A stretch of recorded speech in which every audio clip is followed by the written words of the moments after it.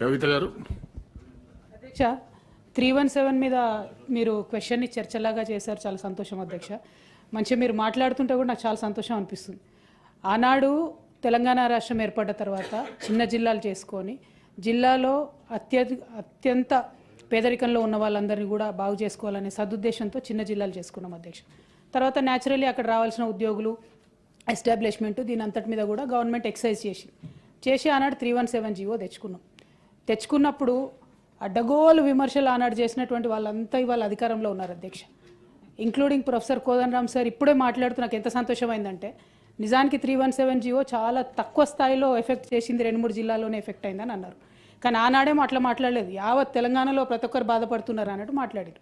నేను ఒకటే రిక్వెస్ట్ చేస్తా ఉన్నా అధ్యక్ష, రైట్, మా వల్ల మిస్టేక్స్ అయి ఉండొచ్చు, ఇవాళ మేము అధికారంలో లేము, ఆ మిస్టేక్స్కి ఫలితంగా మీరు అధికారంలోకి వచ్చి 1 ఇయర్ అయింది కదా, ఇప్పటికి కూడా సమస్యలు చెప్తే ఎట్లా అధ్యక్ష? సొల్యూషన్ చెప్పండి, ఇప్పటికి సొల్యూషన్ చెప్పండి. 317 దా కాకుండా ఎట్లా చేస్తారు అది చెప్పండి.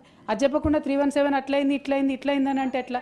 మేము రిక్వెస్ట్ చేసేది ఒకటే అధ్యక్ష, ఎస్ కొంతమంది ఉపాధ్యాయులకు ఇబ్బంది జరిగింది, కానీ చారిత్రాత్మకంగా జరిగేటటువంటి కొన్ని నిర్ణయాలు, విధానపరమైనటువంటి నిర్ణయాలు, మీరు 31 జిల్లాలు ఏర్పాటు చేసుకుంటే 31 జిల్లాల కేంద్రంగా కాకపోతే జీవోలు పాత జిల్లాల పరంగా ఎట్లా చేస్తాం సార్? మన కేంద్ర ప్రభుత్వం నుంచి సింక్రనైజేషన్ ఎట్లా అవుతుంది అంటే తమరు సీనియర్ సభ్యులు సార్, నేను మిమ్మల్ని పర్సనల్గా తప్పు పట్టాలన్నది నా ఉద్దేశం కాదు. ఒకసారి జిల్లాలంటూ ఏర్పడ్డ తర్వాత వాటిని మనం కేంద్ర ప్రభుత్వానికి రికగ్నిషన్ కోసం పంపించిన తర్వాత సింక్రనైజేషన్ అనేది సిస్టంలో ఉండాలి కదా sir. So solution has to be found in that spirit. కానీ ఇప్పటికీ ప్రాబ్లమ్స్ డిస్కస్ చేసి ఇప్పటికీ మమ్మల్ని అనాలన్నది కొద్దిగా హాస్యాస్పదంగా అనిపిస్తాం sir. But I really hope తొందరగా సొల్యూషన్ ఫైండ్ అవుట్ చేయాలని కోరుతాం.